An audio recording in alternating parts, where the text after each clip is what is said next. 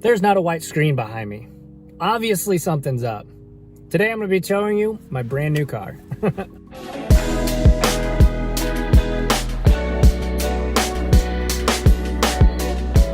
All right, I am leaving my third automotive store I've been to this morning. I am looking for the cause of the check engine light. Yes, the check engine light on this RX-8 that I am driving now, that I just went off about 4 days after I bought it. We got it, and I am not so happy, I guess you could say. Now, the thing with these RX-8s, they are a rotary motor.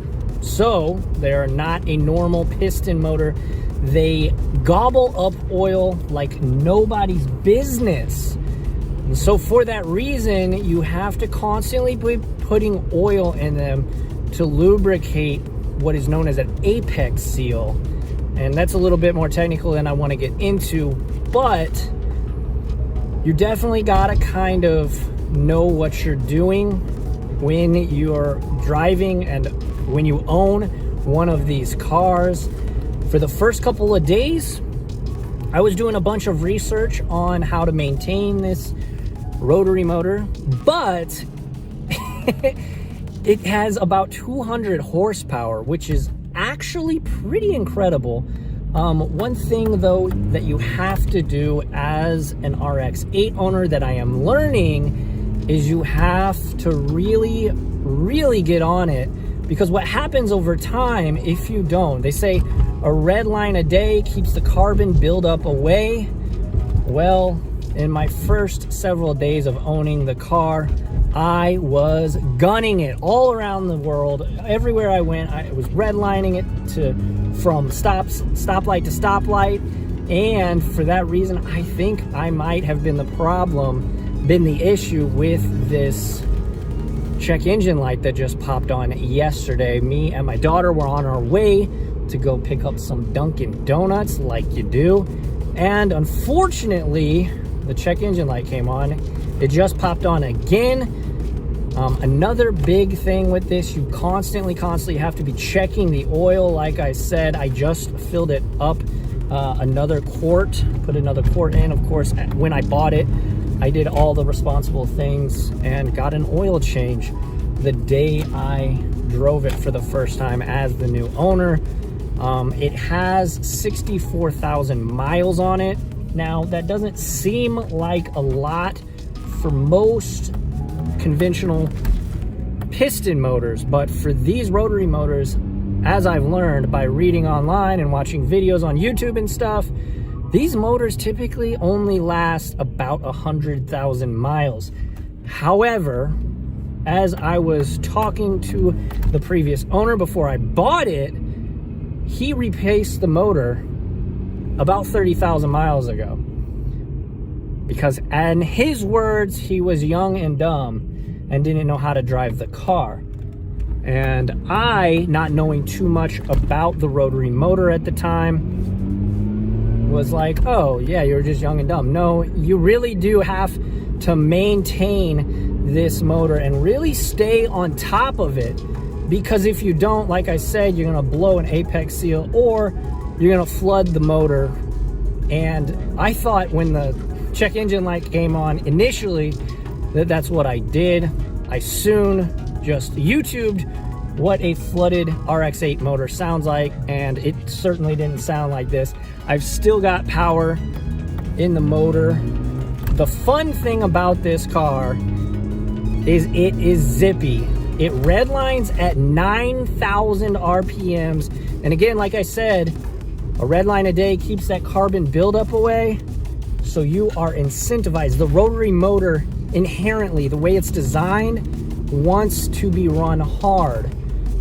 So that's fun stuff for me, but I got a check engine light. I just cleared it. I'm hoping what it was just a sensor malfunction. Sometimes the car gets a bit angry at you if you over rev it before the car is at running temperature.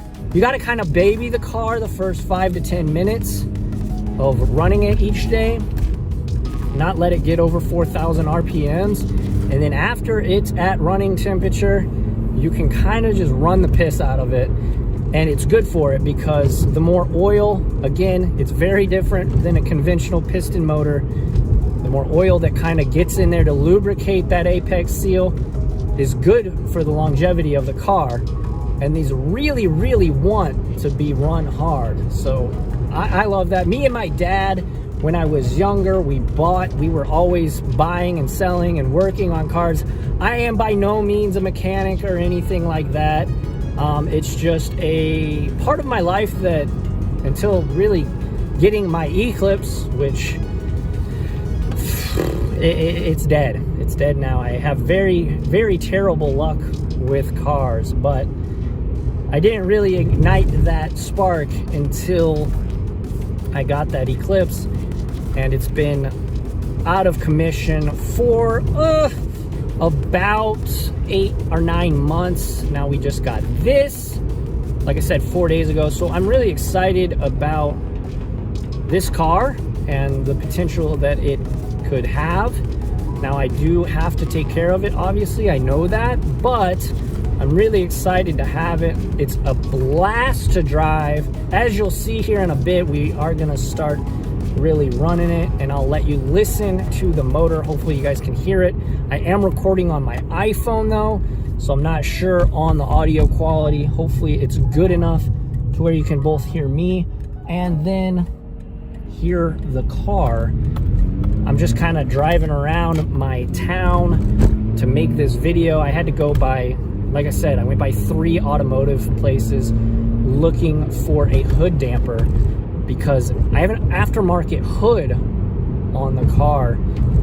Rather, the previous owner had an aftermarket hood on the car. I like it though. It doesn't look great in my opinion, but it's fine. But another big downside of this specific car is that the head unit doesn't work, like at all. It won't play any kind of music. So we got a really good deal on it though.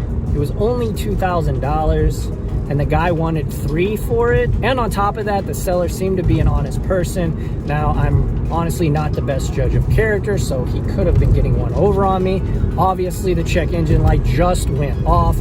So who really knows if that was my doing, or maybe he had the check engine light cleared and got one over on me. But regardless, it's mine now. I'm gonna do what I can to keep it in good running order, and hopefully it's just a sensor and it won't be too much to fix. But now we're gonna go and I'm gonna take it on a back road and I'm gonna really show you what this bad boy sounds like. Again, it's not too terribly fast. The RX-8s are not too terribly fast, but what they are good at is handling and acceleration.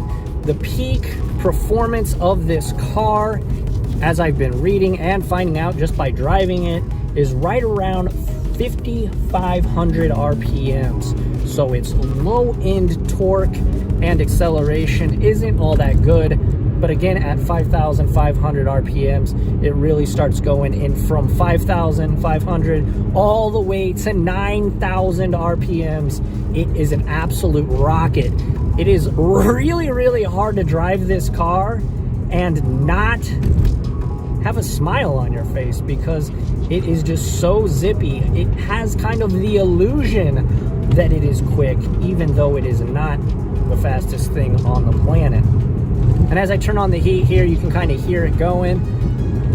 But as I get to these back roads, like I said, I'm really gonna get on it. Another awesome thing about the RX-8, aside from just its fun factor, is it handles like a dream. It is rear wheel drive, and it was actually featured on Top Gear. If you guys don't know what that is, it's a TV show. They have awesome supercars and do all these crazy stunts and stuff.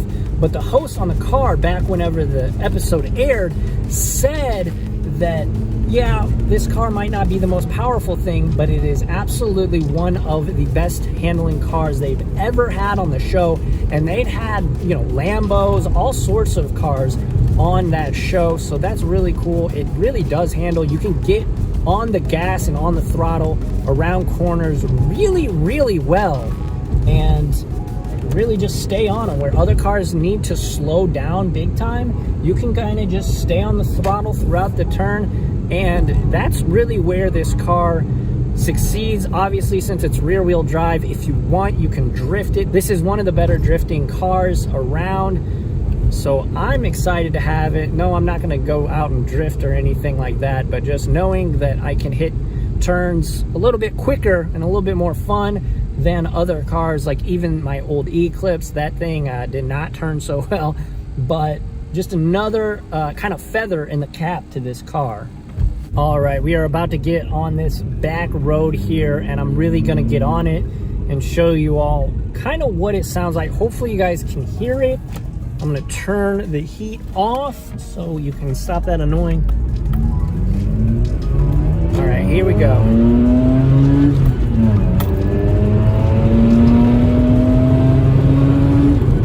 And that beeping noise isn't redlining, but just listen to this thing go.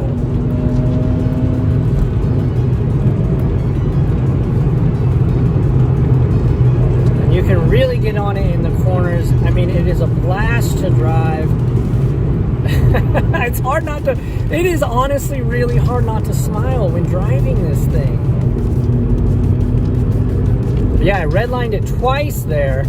You can hear it beep too. It'll beep whenever you redline it. So that's actually really handy. I think we got a stop sign coming up here, and then I'm gonna get on it again. But yeah, this thing, I mean, I don't know if my facial expression is showing exactly how much fun this thing is, but it is a lot of fun. Oh, there's a... Let this guy go. Now there's bicyclists.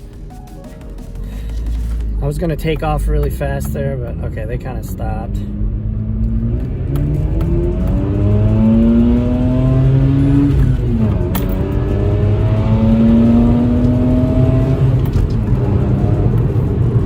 You can get this thing up to 60 miles an hour in second gear, which is incredible. It seems so quick when you're in it, but its top speed obviously isn't fast. Like I said, I've got a car in front of me, or else I would still be kind of going pretty ham around these corners. But like I said, I'm going about 60 miles an hour around this corner, and it's taking it like a dream, to be honest. And again, I haven't been driving this car but 4 or 5 days now, really learning it, but it is just so easy to turn and to steer. It feels like it's super low to the ground, and there's not a lot of jerking motion, so it's a lot of fun to drive, albeit not so fast. All right, so now we're gonna head back the same way we just came, try and get out in front of this car. And I'm really gonna get on here.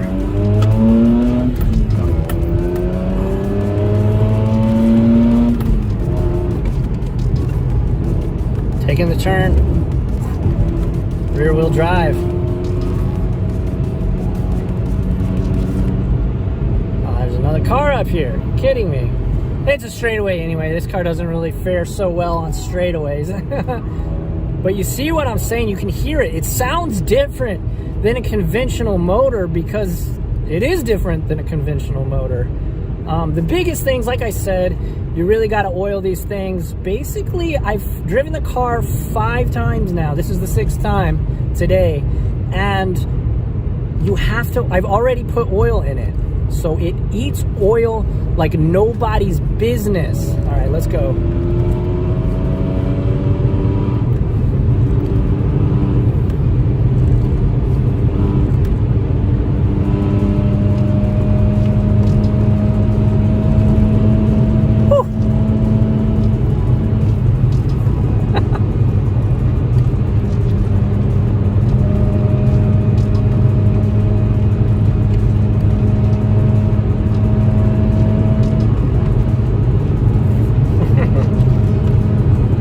I mean, I know I'm just smiling and just driving, but I know this probably isn't very entertaining for everyone, but it is super entertaining for me. it's a blast to drive. Again, the check engine light did come on. Now, from what I've been reading on forums and everything, and if you guys know the check engine light code P2010 on an 04 GSX, let me know in the comments section of this video. I would definitely appreciate it, because I need to get this fixed.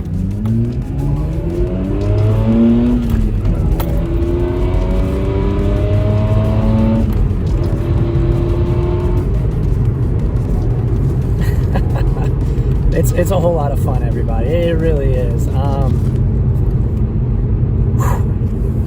It's a blast. But yeah, if you guys know, like I said, solenoid is what I've been seeing a lot on forums, and I've joined a couple of Facebook groups for RX-8s. I'm going to turn the heat on so I don't get foggy in here. But also, it could just be a sensor.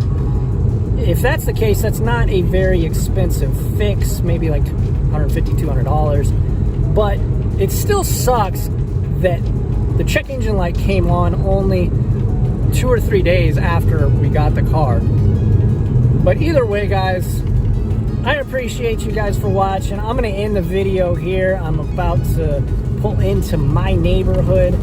But let me know in the comment section, do you guys enjoy this kind of content? If you do, make sure to smash it with a like. If you're new here, I'm probably going to be doing more RX-8 content, just because I'm going to be kind of building this car out and really working on it when problems arise. I'm going to have a lot of questions for any RX-8 owners. If you guys have any tips or suggestions for new RX-8 owners, by no means, like I said, by no means am I a professional RX-8 owner or even a long time RX-8 owner, but I'm really excited to have it. And yeah, that's the video, guys. Thanks for watching.